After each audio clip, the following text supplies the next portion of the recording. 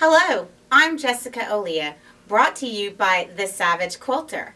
I'm here to teach you how to quilt, to learn all the fabulous facts about quilting, and possibly even become your own Queen of String. This series of videos will address quilt making down to its finest detail. Some of the books that we will use during this series are Me and My Sewing Machine, A Beginner's Guide. This book is really good if you've never sewn on a sewing machine before. It gives you the absolute basics about how to run your sewing machine, all the little ins and outs, and anything that you might have been embarrassed to ask when you bought your machine. Another wonderful book is A to Z of Sewing, the Ultimate Guide. This gives you the ins and outs and the upside downs of sewing garments, sewing any kind of seams that you would use on pillowcases, or any kind of construction method at all that would be necessary for any sewing project. This is a really nice book. This is called The Practical Guide to Patchwork. And one of the things that is good about this book is it doesn't have a tremendous amount of basic information in it. Probably the first 1/6 maybe of it has your basic information in it. If you already know how to quilt and you just need a refresher, this is a really good book for that. And in the back, it has really wonderful patterns that focus on some of the more interesting aspects that we see in fabrics today, such as large motifs, cut goods, various things that would work just specifically for these patterns. One of the books that we will be referring to throughout the series over and over again will be the Quilter's Academy. This is the volume 1, the freshman year. It's by Carrie and Harriet Hargrave, and it is a true basic down to the nuts and bolts of how to quilt. And it's a wonderful guide for anybody that just sews clothing also, because you learn a lot of information about fabrics and construction and sewing machines, and just tremendous amount of valuable information. She will also have volume 2, which is the sophomore year, and then we'll follow with volume 3, the junior, and volume 4, the senior. This is a beautiful book. This is The Gentle Art of Quilt Making. This has a lot of really modern fabrics in it and modern patterns, but have a traditional flair. For example, a log cabin quilt that is just one large block. So it showcases all of those patterns in the fabrics very beautifully. In the Quilter's Academy Volume 1, Freshman Year by Harriet and Carrie Hargrave, one of the first lessons they discuss is the sewing machine and choosing a sewing machine specifically. Before you choose a sewing machine, I think it's really important that you know what every part is on it and what it does and why you need it. One of the first parts on a sewing machine that you should really pay close attention to is your bed extension. This is a bed, and this is a Singer 221 Featherweight. On the Singer 221 Featherweight, the bed extension lifts for ease of reaching the bobbin, and it also drops and provides you with really enough work surface for putting through pieces and strips and squares. It's just the right size.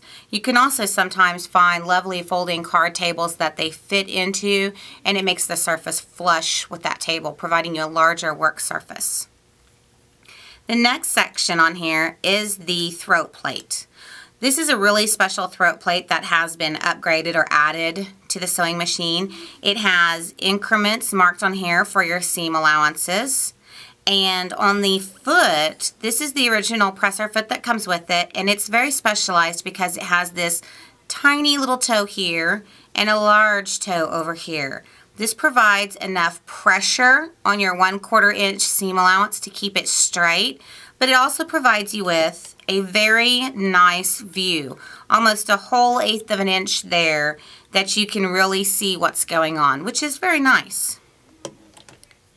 The feet are very easy to change out. You just remove this little thumb screw here, and they are shaped, kind of have an L bracket shape in there, and it would just fit back on here, line it up with the hole, and screw the screw back in. One of the very interesting parts about the Singer Featherweight, either the old plate or the new plate, is that it has a hole in it. And this is called a straight stitch plate. The straight stitch plate allows only for the needle to go down inside there and nothing else to follow along inside there, just the needle. This is important when you're trying to get that perfect 1/4 inch seam. It's one of the reasons why quilters love these machines, is that the throat plate and the foot and the size of them allow for this perfect 1/4 inch seam. The Featherweight has a really interesting feature on it that is very important for precision piecing.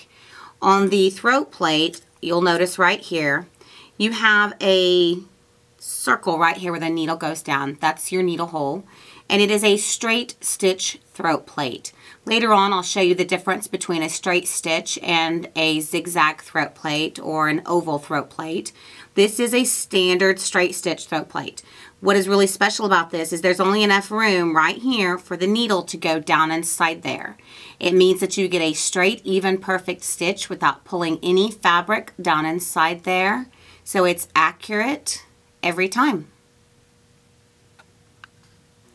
If you already own a sewing machine or you go to purchase a sewing machine, it's likely that your stitch plate, your throat plate, will end up like this. This is an oval throat plate. It's also called a zigzag throat plate. It's called a zigzag throat plate because you use it for zigzag. The needle goes straight down into this side and back over into this side and back over into this side. And that works out very well because you have this band of metal right here that braces the fabric when it's zigzagging and keeps it from going down inside there. However, when you try to straight stitch and get that perfect 1/4 inch seam with a zigzag throat plate, you run into a wee bit of trouble. Because as you can see, when your needle goes down through, every time the needle goes down in, it's pushing that fabric down in there. And you can see where that would not make a straight seam. What you want is a straight stitch throat plate. The straight stitch throat plate is what comes on a Singer Featherweight, and it has only a circle, and that is for your needle to go in and out in one direction, just up and down, to make that straight stitch. And you can see when that fabric is on there and your needle goes down in there, it does not pull it underneath there into the bobbin area. So it's going to come right back up and out and back down into there and out to make a perfect straight 1/4 inch seam every time. On the Singer Featherweight, the tension knob is located right on the front.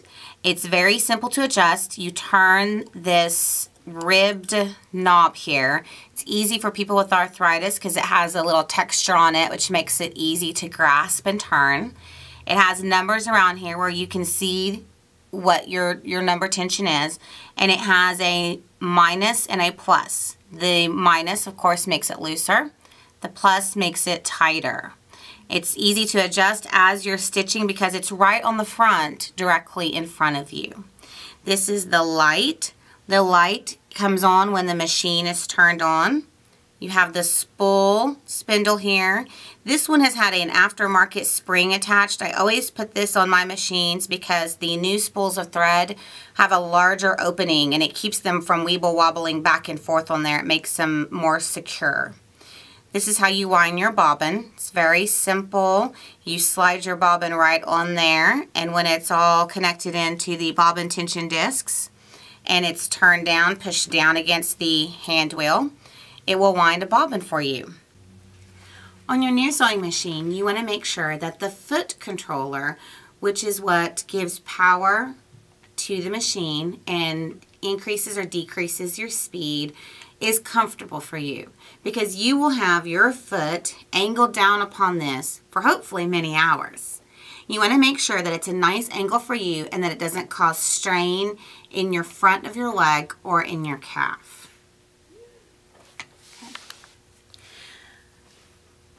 One of the feet that you might like for your quilting is a 1/4 inch patchwork feet. Here we have two different examples of a patchwork foot. This one right here has 1/4 inch on this area here, and it has a guide that you run the fabric up against that guide. This one does not have a guide, but it has an elongated toe for helping with the patchwork, the 1/4 inch patchwork. Stop that.